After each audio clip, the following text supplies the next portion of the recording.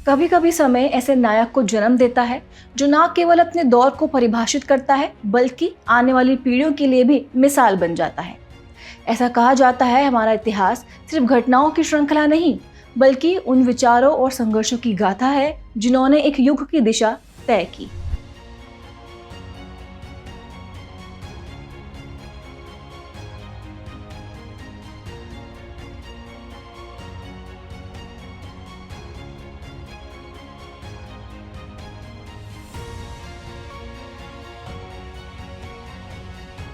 छठी शताब्दी का मध्यकाल भारतीय इतिहास में उथल पुथल भरा दौर था। गुप्त साम्राज्य का पतन हो चुका था। हूणों के आक्रमणों ने उत्तर भारत को कमजोर कर दिया था और छोटे छोटे राज्य अपनी सत्ता की लड़ाई में उलझे थे। लेकिन इसी अंधकार में एक नई रोशनी के रूप में हर्षवर्धन का उदय हुआ। वर्ष 606 ईस्वी जब हर्ष ने राजगद्दी संभाली तब पुष्यभूति साम्राज्य एक संकट के दौर से गुजर रहा था। उनके पिता प्रभाकर वर्धन की आकस्मिक मृत्यु हो गई, बड़े भाई राज्यवर्धन की हत्या कर दी गई और उनकी बहन राज्यश्री विधवा होकर संकट में थी। इस कठिन समय में हर्ष न केवल अपने राज्य को एकजुट करने के लिए आगे आए बल्कि कन्नौज के मंत्रिमंडल के आग्रह पर उन्होंने इसे पुष्यभूति साम्राज्य में विलय कर लिया और कन्नौज को अपनी राजधानी बनाया। हर्षवर्धन न केवल एक कुशल योद्धा थे बल्कि वे प्रशासन, धर्म और कला के भी संरक्षक थे। उनके काल का प्रमाण हमें कई स्रोतों से मिलता है। साहित्यिक स्रोतों में बाणभट्ट की हर्षचरित और कादम्बरी महत्वपूर्ण है जो उनके शासनकाल की झलक दिखाते हैं।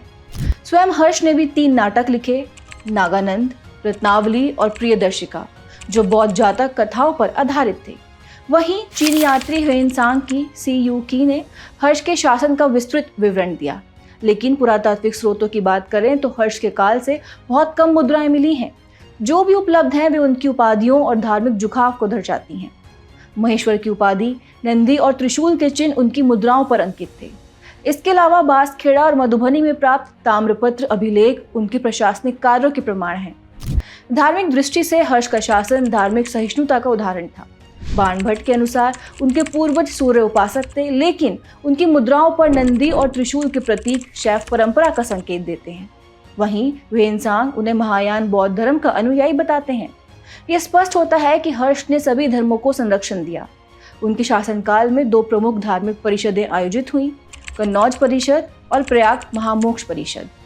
कन्नौज परिषद एक 18 दिवसीय समारोह था जिसकी शुरुआत एक भव्य यात्रा से होती थी जहां बुद्ध की स्वर्ण प्रतिमा को हाथी पर स्थापित किया जाता था। इस समारोह में विभिन्न धर्मों के आचार्यों को आमंत्रित किया जाता था और महायान बौद्ध धर्म की ओर से हर्ष ने स्वयं भाग लिया था। वहीं प्रयाग महामोक्ष परिषद में हर्ष ने अपनी संपत्ति का बड़ा भाग दान कर दिया, लेकिन इस घटना का उल्लेख किसी समकालीन इतिहासकार ने नहीं किया, जिससे इसकी ऐतिहासिकता संदिग्ध लगती है।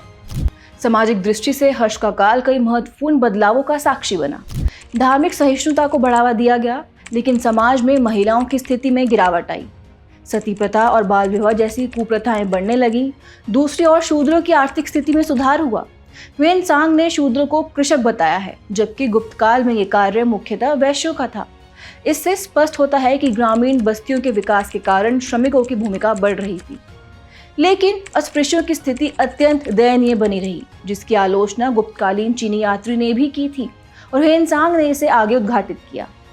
प्रशासन की बात करें तो हर्ष के समय में भूमिदान की प्रथा प्रमुख थी।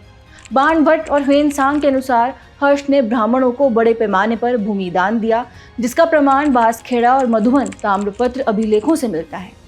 लेकिन साहित्यिक स्रोतों में अधिकारियों और मंत्रियों को भी भूमिदान दिए जाने के संकेत मिलते हैं, जिससे यह स्पष्ट होता है कि यह सामंतवाद की ओर बढ़ने की शुरुआत थी। गुप्तकाल की तुलना में हर्षकालीन मुद्राएं नगण्य मात्रा में मिलती हैं, जिससे संकेत मिलता है कि उनकी आर्थिक प्रणाली अधिक भूमि आधारित थी। ह्वेनसांग के अनुसार उनके अधिकारी कर्तव्यनिष्ठ और भ्रष्टाचार मुक्त थे, लेकिन दंड व्यवस्था अत्यंत कठोर थी, जिसमें अंगभंग और मृत्युदंड जैसी सजाएं दी जाती थी। सैन्य दृष्टि से हर्ष ने अपने साम्राज्य का विस्तार किया, लेकिन हर विजय के पीछे चुनौतियां भी थीं। उन्होंने बंगाल विजय में कठिनाइयों का सामना किया क्योंकि वहां शशांक का शासन था। शशांक का अंतिम अभिलेख 619 ईस्वी में मिलता है, जिससे स्पष्ट होता है कि हर्ष ने गौड़ वंश के इस शासक से संघर्ष किया था। असम के अहोम वंश के शासक भास्कर वर्मन से उन्होंने सैन्य सहायता प्राप्त की और गुजरात के मैत्रक वंश को पराजित किया। लेकिन जब हर्ष ने नर्मदा के दक्षिण में अपना प्रभाव बढ़ाने का प्रयास किया तो चालुक्य शासक पुलकेशिन द्वितीय ने उन्हें रोक दिया। ऐहोल अभिलेख में इस विजय का उल्लेख है, जिसे मंत्री रविकीर्ति ने संस्कृत भाषा में लिखा था। हर्ष के सैन्य मंत्री सिंहनाद ने उन्हें दक्षिण भारत पर आक्रमण न करने की चेतावनी दी थी, लेकिन हर्ष ने इसे अनदेखा किया और परिणाम स्वरूप उन्हें हार का सामना करना पड़ा। हर्ष की मृत्यु के बाद उनका कोई योग्य उत्तराधिकारी नहीं था, जिससे पुष्यभूति वंश का अंत हो गया। उनकी मृत्यु के बाद उत्तर भारत में लगभग 75 वर्षों तक राजनीतिक शून्यता बनी रही।